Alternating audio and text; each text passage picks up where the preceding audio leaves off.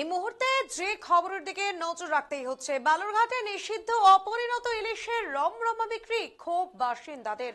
বালুরঘাটের বড় বাজারে নিষিদ্ধ 200 থেকে 300 গ্রাম ওজনের অপরিণত ইলিশে ভরে উঠেছে মাছের বাজার। কেজি প্রতি 400 টাকায় বিক্রি হচ্ছে এই ছোট ইলিশ, যা আইনত নিষিদ্ধ। অধিক লাভের আশায় কিছু অসাধু ব্যবসায়ী এমন ইলিশ আমদানি করছেন বলে অভিযোগ। সাধারণত বেনাপোল সীমান্ত দিয়ে সামান্য কিছু ইলিশ এ জেলায় আসে।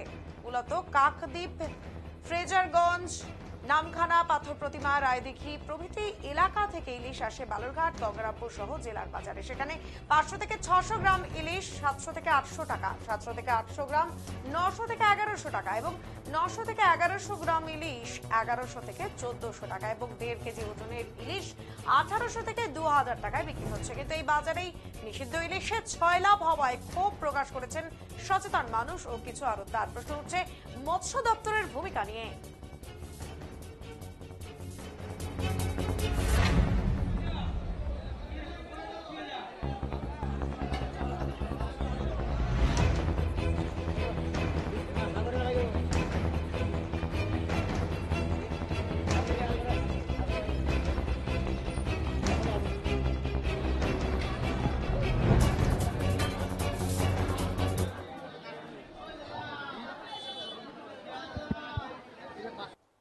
ইলিশ মাছের চাহিদা কেমন আছে? ইলিশ মাছের চাহিদা খুব বেশি আছে। চাহিদা অনুযায়ী কি মার্কেটে আমদানি আছে? আমদানি আছে, আমদানি কম আছে, আমদানি নাই, কম আছে। আমদানি কম আছে।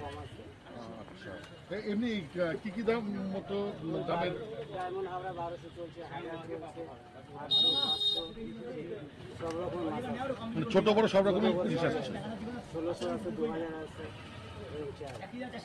এই যে কিছু কিছু ক্ষেত্রে বলা হয়েছে যে ইলিশের সাথে ইলিশের মতো দেখতে অন্য মাছ আসছে, টেস্ট কম। ইলিশে আসছে, টেস্ট কি একই? ছোট বড় টেস্ট? ছোট টেস্ট আলাদা, বড় টেস্ট আলাদা। একটু জোরে বলো, আমদানি কম হয়ে গেছে। একটু জোরে বলো। এটা আমদানি কম হয়ে গেছে, এবছর আমদানি খুবই কম। ক্রেতা কেমন আসছে বলতে পারছি না। মানে মানুষ ইলিশ মাছের জন্য ইলিশ মাছ ভালো খাচ্ছে। হ্যাঁ, খাচ্ছে। কিরকম দামে যাচ্ছে ইলিশ এখন? ছোটগুলো 500 550 টাকা, বড় ডিমালাগুলো 700 800 900 1000। তারপরে ফ্রিজের আছে, ফ্রিজেরগুলো 1000 1200 1500, যেরকম মাছ সেরকম দাম। আচ্ছা, এই ইলিশ আসছে এগুলো কি সব গঙ্গার ইলিশ না?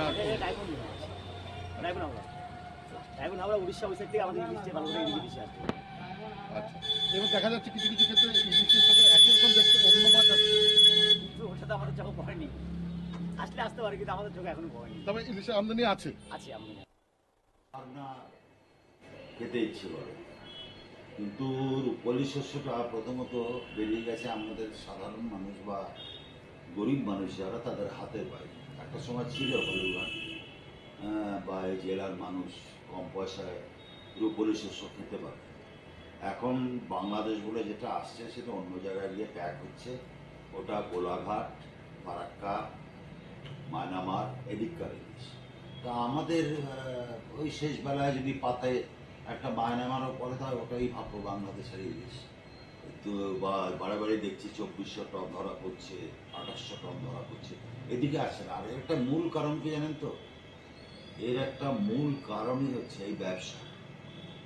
যাদের প্রচুর পয়সা আছে তারা ইলিশ কিনে রাখছেন, এর কোনো সরকারের নিষেধাজ্ঞা নাই। আপনি যান এই জেলেপাড়া, আপনি বড় বড় ওই হোটেলগুলোতে যান, তারা ফ্রিজিডিয়ারে ভর্তি করে করে রাখছে ইলিশ। কাজেই সেটা আমাদের কেনার বাইরে হয়ে যাচ্ছে। কাজেই ইমিডিয়েট এটা একটা আইন আনা উচিত যে সাধারণ মানুষ যাতে খেতে পায়, সাধারণ গরিব মানুষ যাতে খেতে পায়, অ্যাভেল করতে পারে।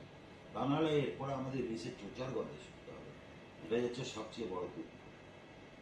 আমাদের ইলিশ দিয়ে অনেক সময় ভয় দেখানো হয়, আমরা ইলিশ দেবো না। ইলিশ ভারত পাওয়া পায় না সেটার ব্যাপার না, কিন্তু এই পাশের রাজ্য থেকে আমি ইলিশ পাবো না। আমার দেশের গঙ্গার ইলিশ তো দূরাস্ত, আমার ফারাক্কার ইলিশ পাবো না, অন্যান্য ইলিশ পাবো না, কোলাঘাট, মায়ানমার এইসব নিয়ে আমাদের থাকতে হবে। আমি চাইবো একটা এমন আইন আনুক যাতে এই হোটেল এবং ব্যবসায়ীরা একটা মিনিমাম মাছ রাখতে পারে। এটা সেনা না করে লাগে নাকি?